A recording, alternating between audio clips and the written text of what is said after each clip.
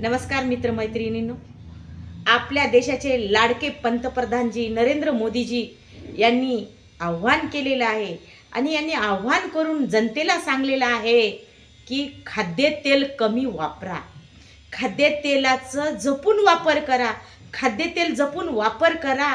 आणि ही खाद्यतेल जर जपून वापरलं तर ही एक देश सेवा होईल. खाद्यतेल का जपून वापरायचं? मागं कारण आहे. आयात आपल्याला परराज्यातून आयात तेलाची करावं लागते आणि तिकडं युद्ध चालू आहे आणि तेलाची आयात कमी झालेली आहे. म्हणून आपण काय करायचं आहे की आपण तेलाचं खाद्य थोडंसं प्रमाण कमी करायचं आहे. तेल कमी खाल्ल्यामुळं काय होणार आहे? तब्येती पण चांगल्या राहणार आहेत. एका दगडामध्ये 2 पक्षी मरणार आहेत. कसे ते 2 पक्षी सांगा बरं? तुम्ही ऐकणार आहात ना? तर सांगते बघा. पूर्ण व्हिडिओ बघा. पूर्ण व्हिडिओ बघल्यावर नरेंद्र मोदीजीचं म्हणणं काय हे तुमच्या लक्षात येईल आणि ते सविस्तर मी तुम्हाला सांगणार आहे. तर खाद्यतेल कमी वापरा. खाद्यतेलामुळे होणारे आजार 100% कमी होणार आहेत. आणि खाद्यतेल महाग झाल्यामुळं आता महाग होणारच आहे. ही धोक्याची घंटा आहे की खाद्यतेल महाग होणार आहे. तर खाद्यतेल कमी वापरा म्हणजे आपली बचत होणार आहे, बिमाऱ्या कमी होणार आहेत आणि आपलं धन आपल्याच देशात राहणार आहे. आपलं धनाची आपल्याला बचत करायची आहे, देशाची सेवा करायची आहे. आणि दुसरं त्यांनी काय सांगितलेलं आहे? सोनं खरेदी करू नका. निदान 1 वर्ष तरी तुम्ही सोनं खरेदी करू नका. सोनं खरेदी का करू नका म्हणत आहे तो? सोन्याचे भाव गगनाला भिडलेत, गगनाला. आणि सोनं खरेदी करू नका कारण सोनं हे आपल्या भारतामध्ये जास्त सोन्याची आयात आहे. सोनं खरेदी करणारा आपला एकमेव भारत देश आहे.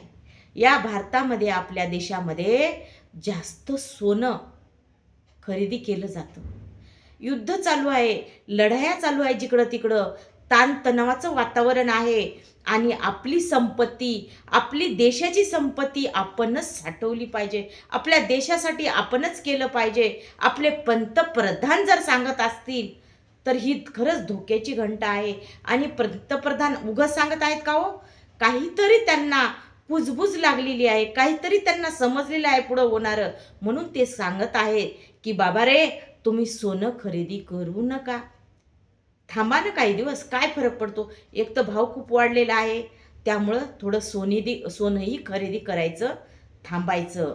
आणि तिसरी गोष्ट डिझेलचा तर बेहाद वापर. उठसूट गाडी काढली चालले, उठसूट.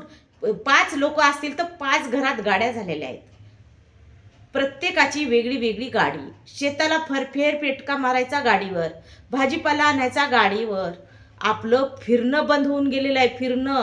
आणि जे इंधन आहे ते इंधन परराज्यातून आपल्याला आयात करावं लागते.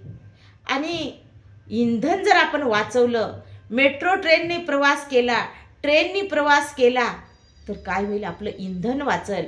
आपल्याला इंधन वाचायचं आहे. आपल्याला जशी घरात बचत करायची आहे तशी देशाची पण बचत करायची आहे. आपल्याला मुख्यमंत्र्यांनी पण आपल्याला सांगितलेलं आहे. आपले देवेंद्रजी फडणवीस साहेबांनी पण सांगितलेलं आहे आणि मोदीजींनी पण सांगितले आहे की इंधन वाचवा. गॅसचा तुटवडा पडत आहे, गॅससुद्धा आपल्याला कमी पडत आहेत. पण डिझेल पेट्रोल जर वाचले, शेताला जाताना जर तुम्ही फेरफटका मारायचा असेल शेताला तर पायानं चला, सायकल घ्या, सायकलवर चला, नाहीतर डिजिटल चार्जिंगवरच्या स्कूट्या घ्या. पण चा वापर कमी करा. डिझेलला रांगा लागणार नाही, आपल्या खिशाला चटका बसणार नाही, आपला खिसा खाली होणार नाही. काय होणार आहे माहीत आहे?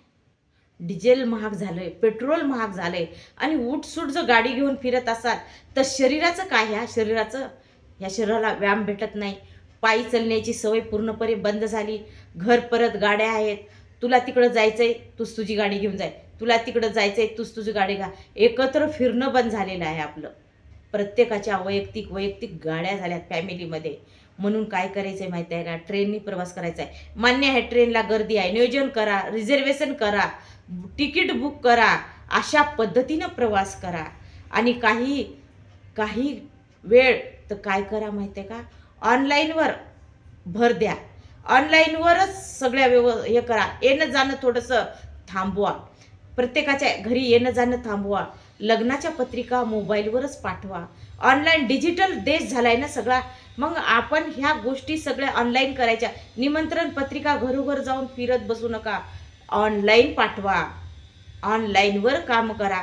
काही काळ येणं जाणं बंद करा. एकमेकाच्या घरी जाणं येणं बंद करा. काही दिवस आपल्या देशावर जे आलेलं संकट आहे, आपल्याला थोडं आपणच सगळ्यांनी सावध व्हायला पाहिजे. जनतेने सावध व्हायला पाहिजे आणि जनतेने सगळ्यांनी सहकार्य केलं पाहिजे हो आपल्या देशासाठी.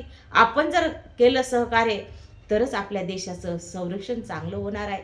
घराघरामध्ये सगळ्यांनी केलं पाहिजे. आणि रेल्वेचा प्रवासच पसंत करा ना नियोजन.